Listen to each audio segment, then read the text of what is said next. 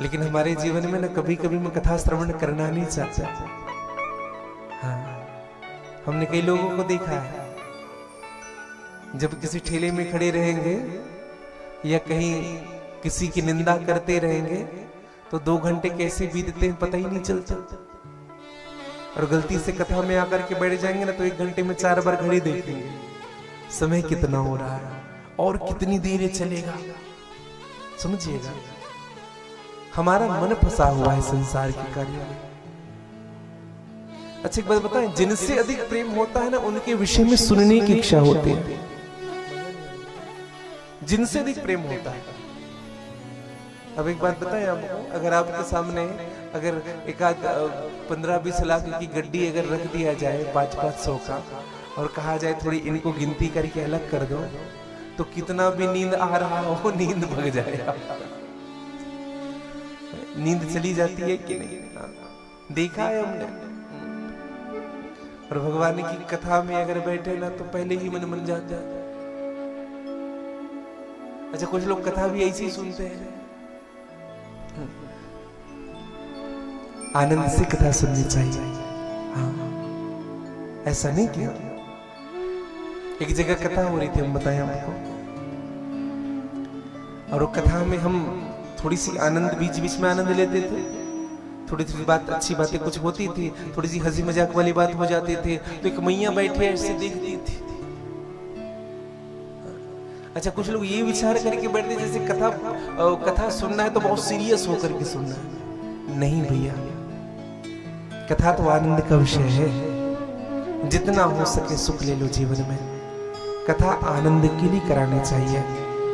हाँ, मैं तो एक बात सदैव कहता हूं, परमादरणीय परम श्रद्धेय स्वर्गीय श्री बालकृष्ण साहू जी, आपकी पुण्य स्मृति में वार्षिक श्राद्ध के अवसर में ये श्रीमद् भागवत की कथा गाई जा रही है। आपको श्रद्धा के रूप में ये कथा अर्पित की जा रही है।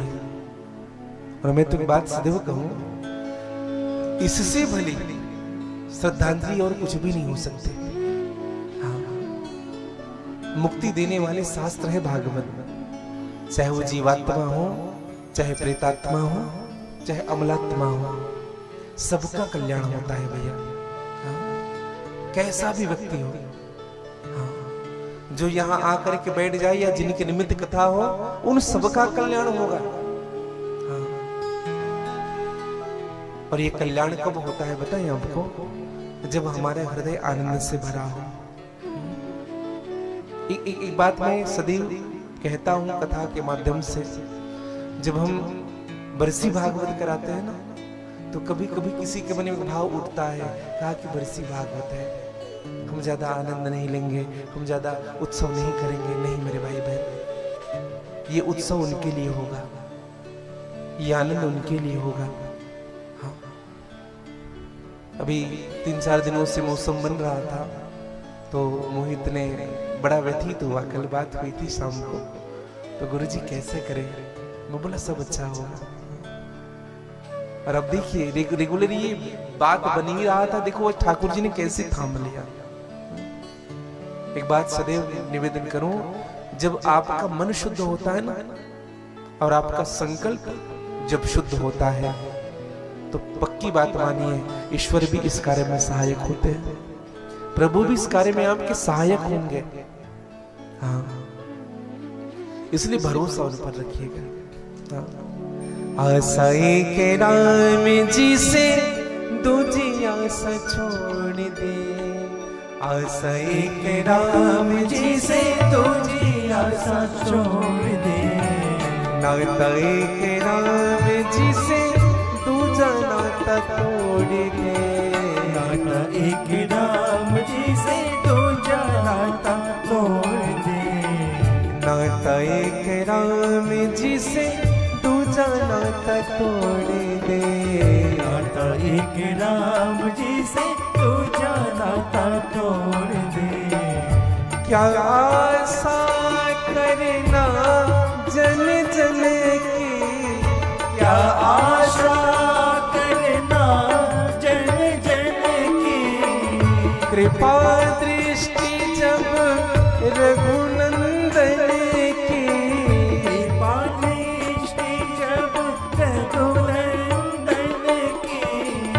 कृपा दृष्टि जब रघुनंदन की, कृपा दृष्टि जब रघुनंदन की, कृपा दृष्टि जब रघुनंदन की, कृपा दृष्टि जब रघुनंदन की।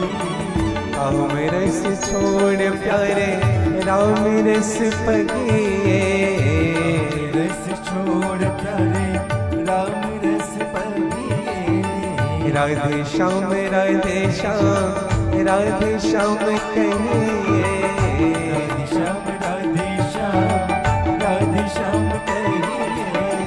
जाहि विधि रखे राम ताहि विधि रहिए, जाहि विधि रखे राम ताहि विधि रहिए। सीताराम सीताराम सीताराम कहिए, सीताराम सीताराम सीताराम कहिए। राधे श्याम कहिए, राधे श्याम कहिए। सीताराम कहिए, सीताराम कहिए।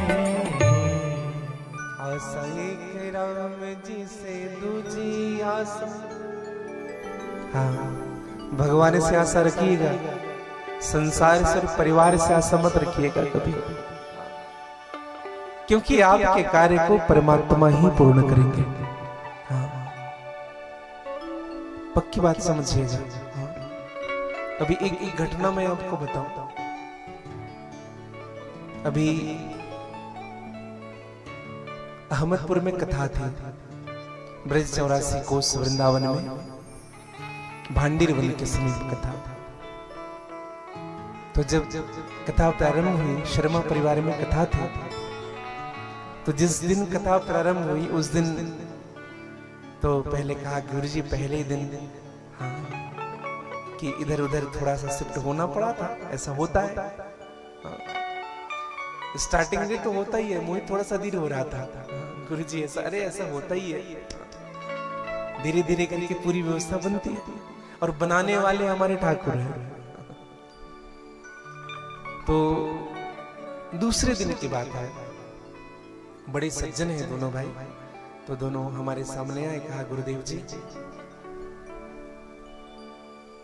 सब आएंगे ना, गांव के बाहर कथा हो रही, सब आएंगे? बोले हाँ जरूर आना चाहिए। और कथा प्रारंभ हुई। और मैं सत्य कहूं आपको, जो नहीं आने वाले थे वो भी आए, और जिन्होंने कभी ये भी नहीं कहा था कि बहुत बढ़िया, उन्होंने पीठ थपथपाया। एक बात कहूं आपको, ईश्वर से जुड़ने की देरी है बस।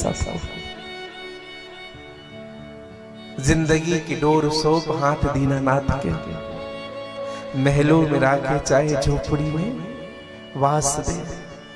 सत्य कहूं मैं आपको, अगर भगवान ने बहुत कुछ दिया है तो भी उनके हाथों में अपना भागडोर सौंप करके रखो। आपके पास जो कुछ भी है ना वो मिटेगा नहीं कभी, और आपके पास कुछ भी नहीं है तो भी आप अपना भागडोर उनके हाथों में सौंप कर रखो। वो आपको कुछ नहीं होने के बाद भी आप किसी के सामने हाथ फैलाने और गिड़गिड़ाने नहीं देगा। समझिएगा, जीवन में भरोसा इन पर हो, राम पर भरोसा हो, प्रभु पर भरोसा हो, और ऐसा भरोसा हो प्रभु आपके अलावा मेरा कोई नहीं है। माता रामो मत पिता रामचंद्र, स्वामी रामो मत सखा रामचंद्र, सर्वस्व रामचंद्रो दयालु, नान्यम नैव जाने न जाने। सर्वस्व परमात्मा है, मैं भगवान के अलावा किसी को नहीं जानता। समझिएगा, उस दिन भगवान आप पर कृपा करेंगे, उसी दिन कृपा करेंगे।